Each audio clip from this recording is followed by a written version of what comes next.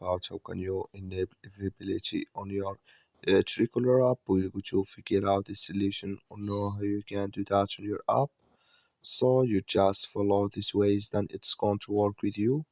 All you have to do, you just go here, you go above your photo profile, click on it.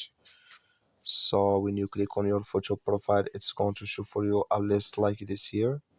Then all you have to do now, so you just go above this sign, click on it. When you click here in this sign, it's going to show for you a list like this here. Then you click here on privacy center. So then all you have to do now, you just come here to availability here, click in this sign. Like you see, this scholarship for us as availability here enable with us now. So that's all you have to do. That's all. I wish you I get it. Thank you for watching. Don't forget to support us by liking, subscribe.